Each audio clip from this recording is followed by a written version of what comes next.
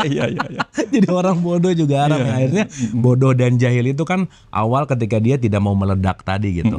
Aduh Pak Wayan, ini agak aneh sih ya ngelewatnya gitu, tapi nggak tahu kenapa pengen bawanya ke sini. Pak maaf banget ya, Iya, iya, mungkin ini agak sedikit men-trigger gitu. Dengar-dengar ledakan tuh maaf banget ya, saya jadi ingat Pak Wayan cerita ledakan bom Bali sih Pak Wayan. Kemarin. Yang bom Bali Pak Wayan pernah cerita. Kemarin. Iya. Kemarin 12 Oktober. Hah? Sabtu ke Rabu 12 Oktober 2022. 2002. Itu kan kemarin itu kan. Oh iya iya iya. Kemarin 12 Oktober, Sabtu kemarin. Iya benar. Sabtu lagi. Ini tanggal ini persis sama dengan 20 tahun yang lalu, 22 tahun yang lalu. Iya iya iya iya. Sabtu ke Rabu. Saya ingat sekali karena saya nulis buku cerita. Judulnya di dalam itu saya bilang Sakedula Sok. Sakedula Sok apa? Sabtu ke Rabu 12 Oktober. Pas berarti ya. Nggak tahu nih dia. Ya, karena hari ini ledakan itu kita jadikan ledakan pencerahan. Oke. Nggak tahu ini kali Cuman ini Pak Wayan, maaf ya, ini saya cuman mau bertanya sebagai pencari gitu. Ya, ya, ya. Kita tahu maaf ya, karena ini faktanya bahwa pada saat itu menyinggung bahwa itu sebagai aksi terorisme. Oh ya, ya, ya. Di mana terorisme itu sangat kental dengan Islam Pak Wayan. Ya, ya. Meskipun ya Islam bukan terorisme. Oh ya, gitu. ya, ya.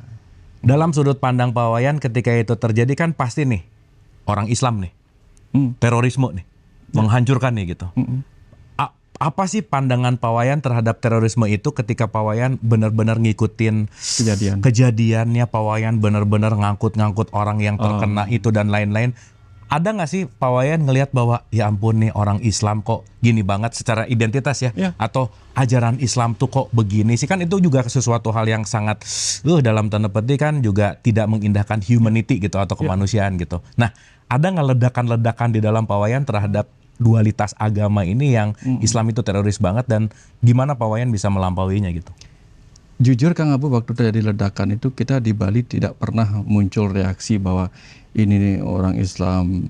Nggak ada. Nggak ada sama sekali. Sama sekali? Nggak ada. Bahkan justru yang paling cepat bergerak itu sahabat-sahabat kita yang orang Bali menyebutnya nyama Islam, saudara Muslim yang bergabung dalam Fardu Kifayah. Mereka berangkat ngangkut-ngangkut mayat. Di situ nggak ada agama Kang Abu. Jangankan di alam kematian, menghadapi kematian aja nggak ada agama di Bali. Mau kita nggak nanya ini orang mati ini agamanya apa, yang nolong kamu agama apa, nggak ada itu. Only humanity Kang Abu. Keren. Ya. Humanity, nggak ada. Dan ketika saya yang di bom kedua itu ngangkat mayat itu, yang saya bikin nangis itu bukan ini siapa ini teroris, enggak. Saya pribadi nggak ngomong gitu Kang. Saya cuma bilang, Tuhan, kenapa harus mati di restoran hanya untuk membuat kami berpaling kepadamu? Itu aja. Nggak menyebut itu teroris, nggak menyebut ini. Tuhan, kenapa harus pakai cerita gini hanya untuk membuat kami berpaling pada kedamaian? Kenapa harus? Ya kalau let's say kalau itu agama, kenapa harus dilakukan oleh orang beragama hanya supaya kamu membuat kami ingat bahwa apa? Agama nggak mengajarkan itu. Itu aja. Itu aja. Islam, let's say Islam. Apa yang dikatakan di Islam? Rahmatalil alamin. Nggak ada tuh ajaran kayak gitu yang saya tahu gitu. Betul. Di Jawa, Mamayu Hayuning Bawono. Nggak ada. Tapi sakit itu membuat kita rindu kesehatan dan kesembuhan kamu. Kekerasan membuat kita rindu kepada kelembutan. Kalaupun ada orang Islam, bukan orang Islam, karena orang Islam nggak begitu. Orang yang salah dalam memaknai ajarannya, itu hanya cara semesta untuk mengingatkan, nggak gitu kan? Bukan begitu kan? Oke. Bukan begitu. Ayo rindulah kamu kepada ajaranku yang penuh cinta kasih. Bukan itu. Masa Tuhan menciptakan ajaran yang menciptakan penderitaan? Nggak ada itu. Oke. Tuhan itu mengajarkan agama untuk membuat orang keluar dari penderitaannya, bukan untuk menciptakan penderitaan-penderitaan baru, Kang Abu. Nggak ada itu, nggak ada. Di semua agama itu yang ada tuh begitu. Ya. Tapi Kang Abu, gitu. Beberapa orang dikirim untuk mengingatkan kita, hati-hati lu di jalan ini. Ini ada sopir banyak, yang satunya nggak hati-hati sehingga malah menjerumus beberapa orang ke jurang. Apakah kemudian yang lain menyalahkan? Enggak. Mungkin kita layak berterima kasih, bukan untuk kehancuran yang dia sebabkan, tapi untuk mengingatkan itu jalan yang bukan seharusnya. Yes. Itu aja. Ya. Oke, Pak. Ajaran agama itu jalan lurus, bukan jalan yang miring-miring. Kalau sudah miring, ya, bahkan di setiap jalan itu dikasih marka tengah, marka pinggir kiri, marka pinggir kanan. Jangan ekstrim. Ya. Tahu batasannya, Tahu batasannya. Lewat batas berbahaya, Kang. Ya. Gitu. Tapi ya orang-orang seperti itu kadang kan ledakan itu mengingatkan kita. Don't be like this. Betul. Ya. Tapi itu kalimat yang jelek banget bahwa agama adalah melepaskan dari penderitaan ya Pak Wayan. Ajarannya begitu. Ajarannya begitu. Mana mungkin agama justru malah mengajak penderitaan gitu ya. Saya tanya Kang Abu. Kira-kira butuh nggak seorang nabi diutus untuk mengajarin orang berperang? Butuh nggak? Untuk berperang gitu. Untuk berperang. Sekarang ini kan banyak peperangan. Perang Rusia, Ukraina, Israel dengan Lebanon. Iya. Dikirim Nabi nggak untuk mengajarkan mereka perang? Enggak. Betul. Tapi Nabi dikirim untuk apa sih? Perdamaian. Betul. Memperbaiki akhlak. Iya, bukan untuk menciptakan itu. Untuk menciptakan kekerasan. Karena apa? Untuk menciptakan kekerasan itu nggak butuh diajarin sama Tuhan. Fight or flight itu nggak perlu diajarin. Kita tahu sendiri. Berkelahi nggak latihan silat, nggak latihan bela diri, kita tahu cara berkelahi. Kita tahu cara bunuh-membunuh. Iya. Nggak usah diajarin karena kita makhluk hewani. Justru agar tidak bergerak dalam dorongan hewani itulah diturunkan roh-roh suci. Masa roh suci diturunkan untuk membuat kita ternoda? Aneh. Betul, Pak. Nggak ada itu. Iya. Guru hadir untuk membawa kegelapan? Enggak lah. Namanya juga guru. Menghilangkan kegelapan dari gelap menuju terang. Kalau guru hadir membawa gelap, itu nggak usah diturunkan. Repot banget Tuhan nurunin guru untuk membuat kegelapan, nggak usah. Mereka gelap sendiri gitu. Guru suci apalagi. Guru suci mengantarkan orang yang ternoda kembali pada kesuciannya. Oke. Ya nggak, Wah, ini dalam sih Pak Wayan. Makasih banget itu kalimat-kalimat bahwa masyarakat Bali tidak pernah membenci Islam, agama dengan terorisme ini, karena yang dilihat adalah yaitu tadi bahwa bukan masalah identitasnya gitu ya Pak Wayan. Saya potong Kang Abu. Kang Abu, ketika terjadi bom Bali pertama itu, saya waktu itu lagi bertugas, cerita boleh ya? Iya. Saya lagi bertugas di Lembaga Ketahanan Masyarakat Desa atau LKMD dengan pimpinan saya waktu itu namanya Pak Nyoman Bagiana Karang. Sekarang sudah menjadi pendeta beliau. Saya sekretarisnya. Apa yang saya lakukan waktu itu? Ini kita jadikan momentum untuk menyebarkan perdamaian. Saya bikin puisi, saya bikin ajakan perdamaian. Saya datangkan guru gede Prama. Saya undang para pengamat, saya undang. Ya. Dan kemudian dari LPM saya ngadakan di Ground Zero. Kemudian orang-orang pariwisata bergerak juga mengumpulkan banyak kelompok-kelompok pariwisata yang bergerak di bidang pariwisata. Untuk apa? Untuk bukan alih-alih kita mengutuk kehancuran. Kita bicara tentang apa? Celebration of life. Kita merayakan kehidupan. Daripada kita mengutuk kematian, kita rayakan kehidupan. Ya. Saya terus selama beberapa tahun itu Kang Abu. Pernah ketika sudah berganti pimpinan LKMD menjadi LPM, Lembaga Pemberdayaan Masyarakat. Terus sekarang beliau jadi Bendesa Adat Kuta Pak Alip. Saya bikin ini disebarkan dengan helikopter. Pesan-pesan perdamaian itu kan. Jadi hanya di sini saya mau bersama teman-teman itu ingin menunjukkan apa? Kekerasan tidak harus diladeni dengan kekerasan. Ya.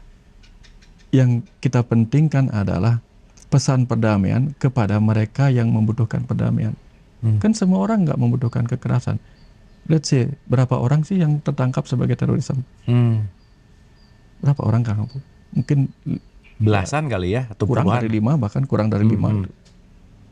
Yang terbunuh banyak, tapi yang menyesali pembunuhan itu banyak. Lalu apakah 5 orang yang melakukan kekerasan itu kita harus berikan mereka ketenaran dengan mengutuk kekerasannya berkali-kali? Sementara yang butuh perdamaian adalah orang-orang yang terluka, yang menjadi korban, yang merindukan pentingnya perdamaian. Kan itu yang kita beri makan dengan pesan-pesan perdamaian. Kan itu. Makanya lagu-lagu yang kami putar waktu itu apa? Pilihannya apa? Heal the world, make it better thing, gitu-gitu.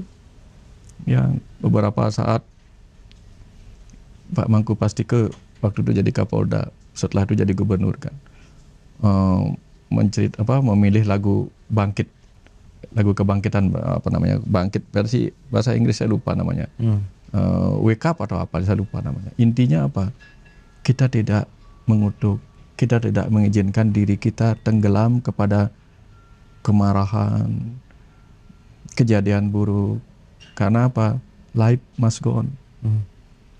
Kalau hidup harus akan bertumbuh gitu. Apakah kemudian pohon yang tadinya runtuh masih tersisa sedikit itu, sekalian aja kita tuangin bensin, atau sebaiknya kita tuangin air? Kan bagusnya air kita tuangin. Biar tumbuh lagi. Biar tumbuh gitu. Jadi ya, orang melakukan kekerasan untuk membuat kita mengerti betapa berharganya kedamaian itu. Nah, ketika orang rindu pada kedamaian, kan kerinduan mereka yang kita isi dengan pesan-pesan perdamaian. Wah, dalam Pawayan. Makasih Pawayan. Tahun 2002 Kang Abu. Iya, maksudnya dahsyat gitu ya, bahwa tidak terjadi ya konflik, misalnya jadi benci Islam, tidak Islamofobia gitu ya, tetapi justru malah ya udah, itu jadi momentum untuk meluaskan yang namanya perdamaian gitu ya. Cuman saya jadi ada pertanyaan gini Pak Wayan. Kenapa ya seseorang bisa sefanatik itu, fanatisme, sehingga ya entah mungkin ya kalau kita jadi orangnya kita nggak pernah tahu juga ya Pak Wayan, tapi dia benar-benar memegang bahwa kalau saya melakukan ini yang benar, apalagi diiming-imingi dengan jalannya Tuhan, apalagi nanti diiming-imingi dengan hadiah surga dan seterusnya, dan itu terjadi pada belief system pada seorang yang fanatik. Apa sih yang terjadi pada seseorang yang fanatik sebetulnya Pak Wayan? Ya, ketika dia sudah fanatik, maka dia sudah kafir, menutup diri terhadap ajaran-ajaran baru, pemahaman baru, kan dia sudah mentok di situ Kang Abu gitu. Tertutup aja ya. Tertutup aja, sudah tertutup kan nggak bisa diapa-apain lagi gitu. Mau dikasih apapun nggak mempan kan gitu. Kalau tangki bensin sudah tertutup, nggak bisa dimasukin yang baru, udah penuh pula kan. Ya, tapi gini Kang Abu, kalaupun botol itu sudah terisi penuh oleh kopi misalnya, bisa nggak dibersihkan? Bisa nggak dimasukkan air bening terus-menerus sehingga dia kopinya hilang menjadi air bening? Bisa, kan syaratnya terbuka. Kalau sudah tertutup, nggak bisa dikasih apa-apa lagi udah. Ini dikasih air yang meluap keluar, nggak bisa masuk kan. Sudah yakin, tutup, setelah yakin tutup gitu. Apalagi ditambah dengan fans itu. Saya sudah fans nih, fans mati, fanatik gitu. Udah fans mati berat, aja ya. Fans berat benar-benar sih. Simpul mati kan susah ngurainya. Betul. Ya, kalau benang kusut tuh masih bisa diurai Kang Abu. Benang kusut masih bisa. Tapi kalau simpul mati, simpul mati udah ketutup banget, udah mati, gimana menghidupkan lagi gitu? Gimana menghidupkan cahaya ilahi dalam dirinya? Gak bisa. Wah, susah. Oke, Pak Wayan, ini menarik sekali. Nah, sekarang balik lagi gitu ke ledakan tadi gitu Pak Wayan. Gimana caranya kita ini selalu mengedepankan perdamaian gitu ya. Welas asih, cinta kasih gitu. Kita punya Bhinneka Tunggal Ika, kita punya berbeda gitu. Kita punya luar biasa. Nah, saya ingin mengaitkan kepada proses-proses ajaran-ajaran yang leluhur gitu Pak Wayan. Ya. Kan sebetulnya kalau kita ngelihat ya, ajaran yang baru-baru datang ini kan baru datang dari luar lagi gitu Pak Wayan. Sementara nilai-nilai leluhur, mungkin Pak Wayan juga pernah komen di saya waktu baca buku Kapitayan Pak Wayan. Oh iya. Pak Wayan pernah komen dan ini budaya leluhur dan itu luar biasa gitu. Nah, lupanya terhadap budaya leluhur yang ngebuat jadi yang baru datang, menutupi keaslian kita. Ya. Ini gimana ya Pak Wayan agar ya kalau boleh pakai bahasa kan sebetulnya budaya baiknya, bukan baik sih, budaya yang esensinya udah ada, terus seakan-akan kayak dicap di luar, balik lagi padahal ini dari dulu udah ada gitu Pak Wayan. Ya. Ini kan menarik ya. Jadi seakan-akan datang yang baru, oh ini baru lah, ini dari zaman nenek moyang kita juga leluhur kita udah ada gitu. Nah, gimana sih kalau kita pakai waking call gitu ya untuk memanggil ulang bahwa itu semua udah ada di ajaran kita supaya kita juga nggak terlalu berantem sama yang baru-baru ini gitu Pak Wayan. Gimana? Ya. Ada seorang ibu Kang Abu. Ibu itu punya putra. Tentu ibu itu mencintai putranya melebihi apapun gitu. Cinta ibu sepanjang zaman gitu kan. Tapi dari kecil lah ibunya menjaga kehidupannya dan seterusnya. Jadi ibu itu memberikan segala sesuatu dalam dirinya. Makanya disebut anak itu buah hati kan. Iya. Sampai kemudian si anak remaja. Ketika si anak remaja dan dia menemukan cinta di luar pasangan hidup, ada cewek misalnya. Kira-kira dia lebih mencintai ibunya apa pacarnya gitu. Pokoknya ini bisa jadi anak yang baru ketemu si cowoknya 1 bulan sama orang tua yang udah selama itu tahun, dia lebih percaya sama yang 1 bulan nih. Persis. Iya. Tapi kapan dia disakiti oleh pacarnya itu, kemana dia mengadukan? Iya. Dan begitulah ajaran Ibu Pertiwi. Oke. Biarin aja pacaran dulu lah. Gitu. Wah, keren sih. Tar ngadunya ujungnya ke situ lagi. Ngadunya pulang gitu. Sama ibunya gitu. Oke, keren. Gak apa-apa. Wah, keren Pak Wayan. Mau kemana lagi ya ujungnya ya? Orang kita nanti pulang ke pelukan ibu kan. Dikuburnya juga di sini. Ada yang dikubur di luar nggak? Ada nggak berharap, oh saya mau pergi sembahyang ke tanah leluhur, tanah di mana agama saya dilahirkan gitu. Untuk apa? Untuk mati di situ. Ada nggak? Berharap nggak bisa pulang? Ya. Pasti Balik berharap ke bisa sini. pulang. Supaya apa? Supaya nanti dikuburkan dalam kondisi suci, dikuburkan suci di tanah ibu saya. Di tanah ibu. Bukan di tanah orang lain, sebisa mungkin kan? Betul. Nah, jadi artinya pada dasarnya kita akan kembali juga gitu. Pingin kembali gitu. Jadi let's say oke. Yang namanya lagi pacaran, hidup berdua gitu. Tak ada yang benar, tak ada yang kecuali aku sama pacarku ini gitu. Benar. Ya. Yang lain salah Yang aja. lain salah gitu. Kan waktu itu kita pernah bahas juga kalau orang lagi jatuh cinta kan lagi di hijack sama hormon ya Pak Wayan. Orang jatuh cinta kan jadi bego semua ya Pak Wayan. Makanya cinta buta.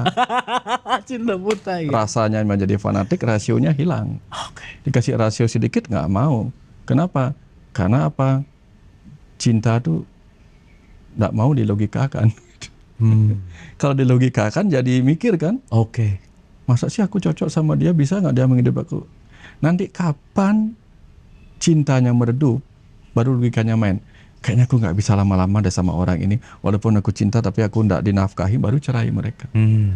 Makanya baru pacaran juga disuruh logika, nggak mau mereka. Belum waktunya. Mumpung lagi jatuh cinta. Tai kucing pun rasa coklat. Ya nak kamu.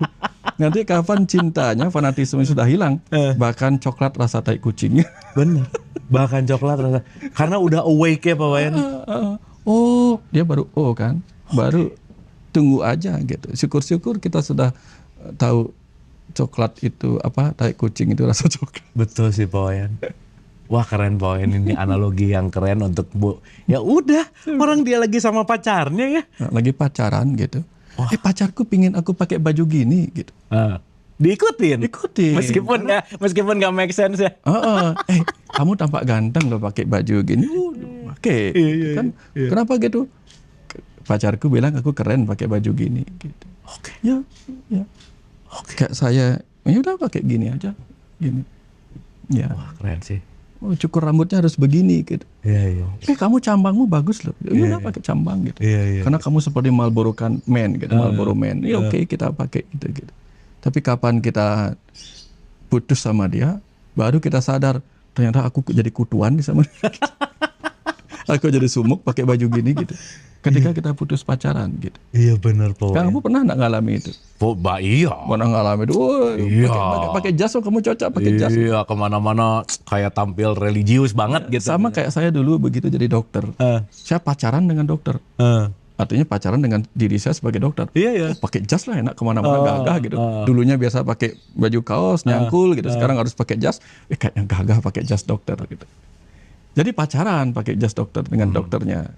Setelah saya sudah nggak lagi fokus menjadi dokter itu, saya ketawa pada diri saya. Ngapain dulu saya bangga banget jadi pakai pakaian jas dokter ya. Gitu. Gini juga. Makanya saya baru sadar dokter-dokter senior itu nggak pakai jas seringkali. Mereka pakaian santai aja gitu. Mau datang ke kamar operasi santai aja ganti di sana. Kalau kita dulu di luar bila perlu jas dokter digantung di mobil. Gitu. Supaya kelihatan dokter ya gitu. Tapi Pak Wayan ini relate ya sama orang kalau baru belajar sedikit udah kayak tahu paling banyak aja Pak Wayan. Kebayang nggak ada orang baca satu kitab dia bisa menyesatkan orang yang udah baca 1000 kitab salah. Itu lucu banget ya. Ada salah satu guru saya tuh digituin gitu, dasar ini nggak bener lah Pak. Buset, ini yang udah ribuan kitab sama yang dia baru tahu satu kitab disesatkan, dikafirkan. Itu tuh nature apa sih, gimana sih Pak Wayan? Iya, memang apa ya namanya kan? Ya dia baru blowing kan. Jadi kan kadang-kadang waktu kita kecil tuh main petasan, wah suara sekecil gitu aja kita bangga, gitu. Iya. Orang di luar negeri sudah main ledakan rudal gitu, kita sudah sini, wah gitu. Ya itu memang karena kesunyian yang lama itu akan terasa heboh ketika ada ledakan kecil. Kesunyian yang lama, betul. Ketidaktahuan yang lama, tahu sedikit sudah hebohnya luar biasa. Gitu. Makanya kebanyakan kita itu seperti ayam, Kang Abu, bertelur satu ributnya luar biasa. Gitu. Tapi kapan kita menjadi orang bijaksana? Kita seperti penyu, telurnya ribuan, diam-diam aja dia. Gitu. Dikubur lagi telurnya, kubur telurnya, dia diam-diam aja. Kalau ayam mah berkotek rame-rame. Ditengokin satu. Oke. Nah, ini agak subjektif ke Pak Wayan ya sebagai seorang saya pokoknya menganggap Pak Wayan sebagai guru gitu ya, bahwa aliran-aliran Pak Wayan tuh dahsyat gitu. Nah, bagaimana Pak Wayan tidak berhenti bisa dialirkan? Kan berarti Pak Wayan juga selalu meledakan diri dong dalam tanda petik, betul nggak? Selalu mind blowing kan, selalu pokoknya intinya ada satu ledakan-ledakan yang Pak Wayan juga tidak berhenti untuk meledakan. Gimana caranya Pak Wayan untuk meledakan diri itu gitu? Ya, tahu diri bahwa nggak tahu. Tahu diri bahwa nggak tahu. Tahu diri nggak tahu, kan itu yang berat. Bahwa ketika saya tahu diri saya nggak tahu kan, yang saya pikir everyday saya harus mendapatkan asupan tertentu gitu. Karena ya setiap hari saya melewati malam, maka setiap hari saya butuh pagi. Setiap hari saya ketemu ketidaktahuan, maka setiap hari saya membutuhkan ketahuan gitu. Pengetahuan gitu. Jadi kalau kita sudah merasa penuh, ya itu tadi Kang Abu. Ya, cara paling sederhananya kayak gini Kang Abu. Anggap saya pernah baca buku, 100 buku. Tengok ke toko buku, ada ribuan buku yang saya nggak pernah baca. Dan 100 buku yang sudah saya pernah baca, saya nggak hafal dan saya nggak ingat isinya. Apalagi yang belum saya baca. Dan ketika saya merasa sudah tahu seluruh buku hanya dengan itu. Benar Pak. Tahu apa sih ya Pak ya sebenarnya? Benar sih. Saya pernah baca buku, ada buku bagus ini. Dia seorang pemain tenis. Dia merasa dirinya sudah paling ahli di main tenis. Segala hal saya tahu tentang tenis. Oke, gitu. Kamu tahu pukulan, tahu ini. Semua hal kamu tahu, ukuran lapangan tahu gitu. Ditanyalah dia, berapa sih lubang-lubang net tenismu itu? Bengong. Yang tiap hari dia ngelihat ya. Dia tiap hari dia pakai net raket aja. Berapa sih lubang raket ini? Nggak hafal dia. Benar. Dia nggak tahu. Benar Pak Wayan. Kita nggak. Ya Kang Abu mau tanya nih Kang Abu. Kang Abu rajin cukur ya? Berapa jumlah rambutnya Kang? Sok-sokan kenal diri ya Pak Wayan. Jumlah rambut aja nggak tahu ya. Benar sih Pak Wayan. Nggak usah rambut yang banyak nih. Jumlah kumis saja nggak tahu. Benar sih Pak Wayan. Jadi kita merasa diri kita, aku sudah tahu diriku. Gitu. Aku sudah mengenal diriku Allah. Gitu. Luar biasa. Saya jadi ingat satu statement Nabi Muhammad tuh sampai bilang gini, gak akan ada orang masuk surga kalau dia membawa satu atom sombong, Pak Wayan. Atom loh. Ya. Satu zarah sombong nggak akan. Ya maksudnya saya jadi relate banget bahwa iya ya gitu, bahwa seakan-akan maaf ya Pak Wayan, ketika orang belajar ya let's say misalnya religius lah, agama gitu, serba tahu ayat, banyak tahu, yang akhirnya pengetahuan ayat itu justru malah jadi ketunjuk terus keluar bahwa kamu salah, kamu salah, kamu salah. Itu kan jadi nggak relevan gitu Pak. Iya, iya. Karena ayat itu kan dipakai untuk menghayati. Kalau ayat nggak dihayati, hayat itu kan hidup. Ayat itu, saya anggap apa yang Kang Abu cerita tentang ayat. Ayat itu kan ketika kita baca dia tulisan. Betul. Tulisan itu kan aksara. Aksara itu kan akesara. Tidak termusnahkan. Yang tidak termusnahkan itu kan energi. Sehingga kata-kata itu energi, huruf itu energi, kalimat itu energi. Dan ketika kalimat dibentuk sedemikian rupa menjadi ajaran dan menjadi ayat, dia menjadi energi. Kalau energi tidak dipergunakan untuk hidup, untuk dihayati, sebagai ilmu hayat, ilmu hidup gitu, berarti dia ilmu mati dong. Benar banget. Kalau ilmu mati ya sudah, kubur aja sudah. Benar. Kubur aja, kafir aja sudah. Benar. Jadi kalau orang mau jangan kafir, jangan kubur, artinya apa? Jangan mati, hidupin, hayatin dengan pengalaman. Itulah ayat. Kalau nggak dihayati, nggak ada gunanya ayat gitu. Hafal dengan ayat-ayat, jadi sloka-sloka gitu. Tapi, saya hafal loh dengan map. Kalau hafal dengan map nggak pernah kemana-mana, ngapain juga? Hafal peta, tapi nggak pernah mengunjungi ya. Nggak pernah. Oke Pak Wayan. Apa nikmatnya coba? Nggak ngalami langsung gitu. Tapi Pak, jadi nyambung ke pembahasan kita pagi tadi ya. tentang apa namanya, bahwa terdapat banyak kulit-kulit dalam sebuah ayat Pak Wayan. Kan pertanyaannya sederhana, kenapa sih di kitab suci itu banyak perumpamaan? Kalau kata orang Sunda tuh siloka gitu ya. Siloka itu kan umpama-umpama yang kita masuk ke dalam. Kenapa sih nggak bilang kalau udah beres, clear gitu. Jadi supaya nggak ada tafsir, perdebatan, perbedaan sudut pandang. Kan gini Pak Wayan, maaf banget ya. Sekarang ada 10 ulama baca satu kitab. Bisa jadi ada 10 pendapat. Kita bingung dong, ini ulama, ini ulama, ini ulama, semua anggap ini pendeta atau apapun lah ya. Kenapa sih Tuhan tuh nggak bikin satu aja udah jelas clear, ini buat semuanya beres? Kenapa Pak Wayan? Ya, karena saya dulu pernah ketemu pertanyaan yang sama Kang Abu. Ngapain sih buah itu harus pakai kulit? Tiba-tiba pas ngeliat buah mangga, saya ditunjukin, dibelokin mata saya ke buah mangga itu. Di situ saya diam dalam perenungan, seperti dikasih tahu. Bayangkan kalau mangga itu nggak pakai kulit. Bayangkan kalau durian nggak ada kulitnya jatuh di bawah. Bayangkan kalau kelapa nggak ada kulitnya, kira-kira gimana Kang Abu? Gimana cara menyimpan air di kelapa kalau kelapa nggak ada kulitnya? Benar. Dan memang kenapa harus ada kulitnya? Pisang ada kulitnya supaya dia bertahan lama. Supaya buah-buah hasil karma, hasil tindakan dia bertumbuh dari pohon-pohon ini bisa bertahan lama. Dan hanya akan dinikmati isinya, dagingnya, oleh mereka yang mau mengupas kulitnya. Kan kita tahu, ayat-ayat, sloka-sloka itu kan daging semua. Betul. Isinya kan daging. Betul. Kalau nggak dikasih kulit, terus apa yang terjadi? Mana tahan sampai sejauh berabad-abad ribuan tahun ini? Mana tahan? Buru-buru udah busuk dia. Dimakan sama apa? Kalau nggak ulat-ulat yang menggerogoti dari dalam gitu kan, atau lalat-lalat yang menyangkanya itu busuk gitu kan, dikulitin supaya yang mengupasnya mendapatkannya gitu. Terus Kang Abu pernah makan buah nggak? Menurut Kang Abu, semua pedagang buah, semua pedagang es buah mengupasnya dengan cara yang sama nggak? Beda. Iya. Apa kita perlu peduli dengan cara mereka mengupasnya? Keren. Udah jusnya nikmati aja, udah isinya. Benar Pak Wayan. Ngapain sibuk si A ngupas, si B ngupas? Hasil kupasannya apa? Kok kayaknya ini bagus ngupasnya, tapi ternyata dagingnya tuh mangga masem. Mau jus masem nggak? Kalau nggak mau ya udah nggak usah. Ada yang jelek cara ngupasnya, banyak kebuang, tapi dapat sedikit lah dia. Tapi enak jusnya. Kan jus enak yang dinikmati. Jangan peduli siapa mengupasnya. Kamu pedagang buah apa bukan sih? Kamu nggak punya hak loh mengupas buah yang harus. Ngapain kita memponis orang ini berhak mengupas buah? Bahkan orang yang mau menikmati sendiri isinya dia bisa ngupasin sendiri kok. Nggak harus dibantu ngupasin orang lain. Begitupun ayat-ayat, sloka-sloka ajaran agama yang merupakan buah perenungan orang-orang suci di masa lalu. Kalau kita bisa mengupasnya, ngapain juga nunggu orang lain ngupasin ke kamu?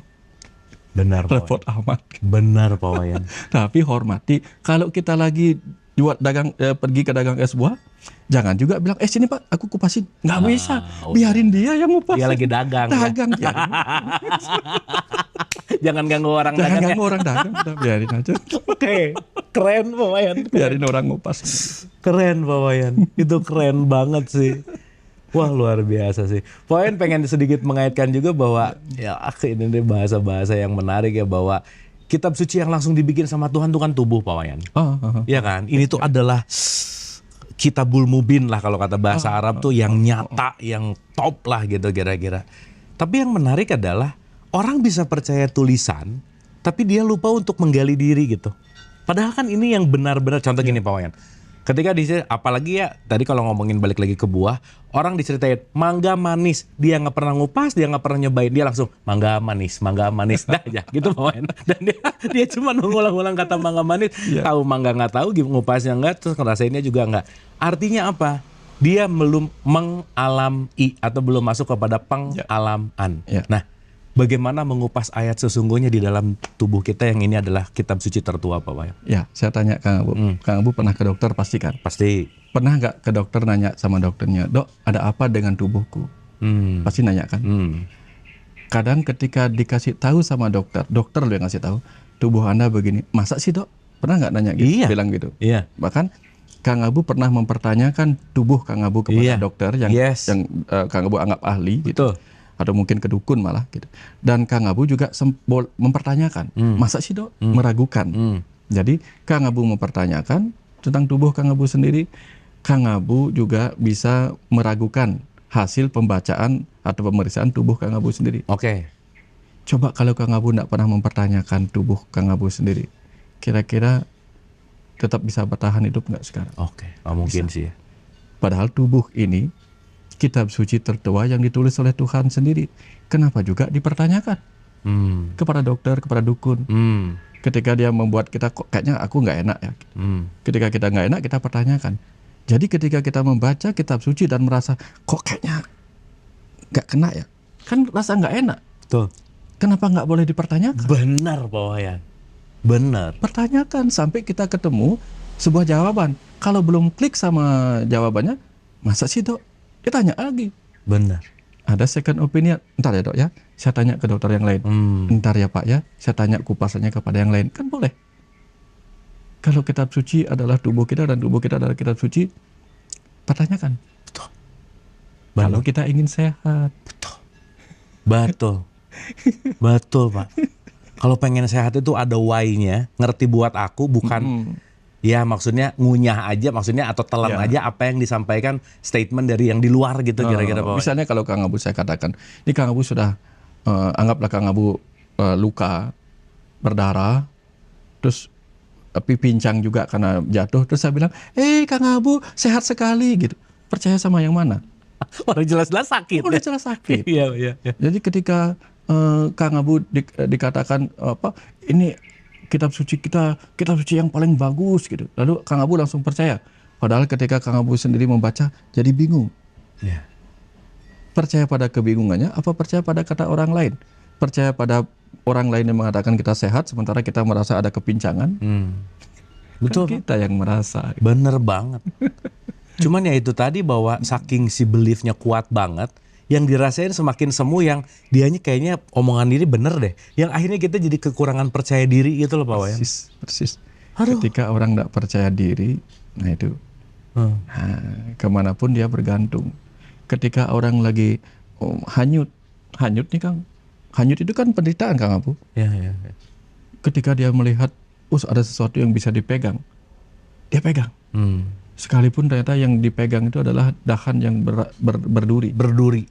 Dia pegang. Kenapa? Takutnya dia melepas itu. Oke. Dia pikir dirinya tidak akan selamat kalau tidak berpegang pada dahan berduri. Iya. Padahal kalau dia ngalir aja sambil sedikit-sedikit minggir, kan akhirnya sampai di pinggir juga. Betul. Hanyut boleh, tapi kan bisa kita hanyut sambil minggir. Betul.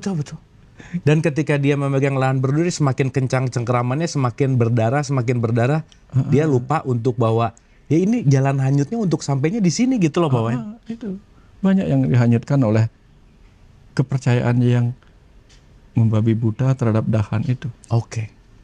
Kenapa? Dia nggak percaya diri. Kalau orang sudah bisa berenang, dia nggak peduli. Mau dahannya kayak apa, bahkan aku nggak pingin, aku lagi pingin berenang. Betul. Bahkan bila perlu dia berenang melawan arus untuk menguji dirinya. Betul. Wah, menarik Pak Wayan. Menarik. Ntar ini kita masuk dulu. Ya.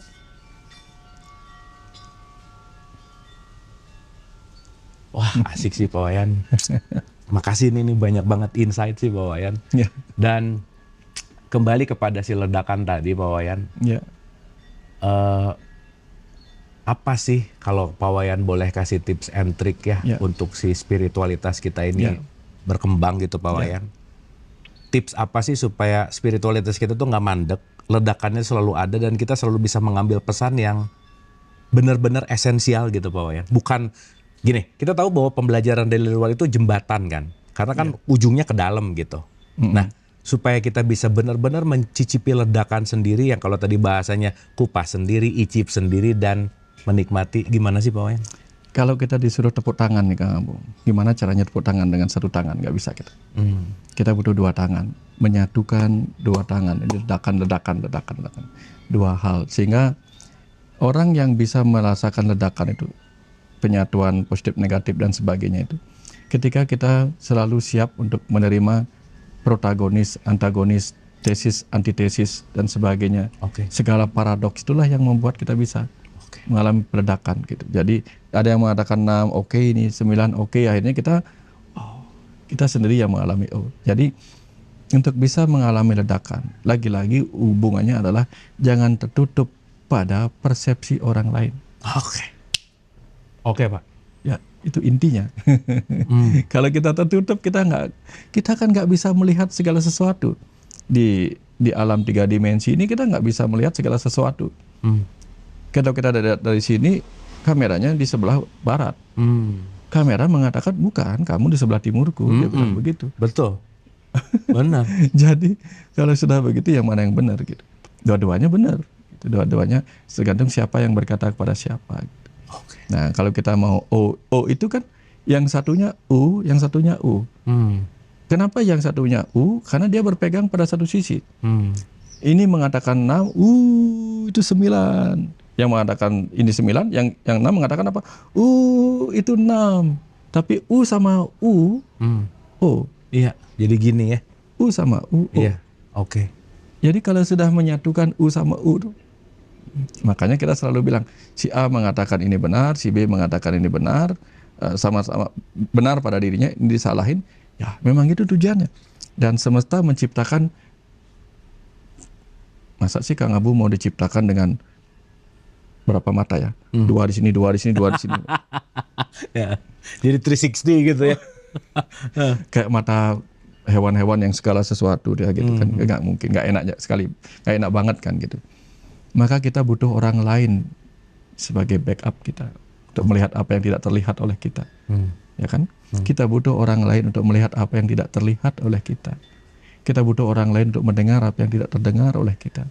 Nah, itulah fungsinya orang lain, Kang Abu. Ya, sehingga ketika kita tidak mau menerima apa yang dilihat orang lain, didengar orang lain, gimana caranya coba? Ya. Kita kan nggak ahli dalam musik, nggak peka dengan suara musik. Tapi ada orang yang diciptakan peka dengan musik. Sehingga dia berhasil meramu sedemikian rupa not-not, irama, lirik, dan sebagainya menjadi nyanyian indah. Dan kita tinggal menikmati semua proses yang sudah menghasilkan lagu. Ya kan? Betul. Itu sebagai orang mau belajar spiritual, kita siap-siap aja menerima yang dicapai oleh orang lain. nanti kita lebih besar lagi gitu. Justru kita terima kasih kepada perspektif yang berbeda ya Pak Wayan. Kita nggak usah ngalamin, dapat ya. Dapat. Gitu. Benar sih. Kang Abu makan ikan pernah mancing? Iya sih, enggak. Biarin nelayan, tugasnya menelayan, tugasnya tukang masak, tugasnya orang-orang yang menanam cabai. Jangan aku pingin makan ikan sambal terasi gitu misalnya. Terus mancingnya kita, nanam cabenya kita, bikin terasinya kita, kapan matengnya? Keren. Udah biarin aja mereka punya pekerjaannya. Wah, keren. Kita nikmati bersama-sama. Semua ada porsinya ya Pak Ada Wayan. porsinya. Udah dikasih nikmat aja udah. Udah dikasih nikmat aja nggak mau menikmati. Kang Abu pasti berat melewati masa-masa pembelajaran diri, ngapalin Al-Quran, mempelajari semuanya sampai di titik ini. Yang sekarang nonton kita itu kan tinggal menikmati. Betul. Proses panjang itu. Betul. Proses panjang saya sampai sakit leher. Tinggal nikmati. Baca buku, nyeting apa, tinggal dengar, nggak usah ngapa-ngapain kasaran kata betulnya Pak Wayan. Tapi gitu. Nelayan susah payah nyari ikan. Petani susah payah nanam ini, belum lagi kena ini, kena itu dan sebagainya. Kita tinggal menikmati dan makan. Itu kan tindakan, makan tindakan. Kalau kita nggak melakukan tindakan, maka semua yang menjadi nikmat itu nggak ada gunanya. Dan setelah kita makan pun nggak kita jadikan energi ini sebagai gerak. Obesitas, menyakitkan. Hal yang sama terjadi. Kita berdua ini ngumpulkan pengetahuan-pengetahuan, dinikmati. Tapi kalau yang menikmati tidak menggerakkannya menjadi energi, perbuatan, amal, nggak ada gunanya. Obesitas ilmu ya. Obesitas ilmu. So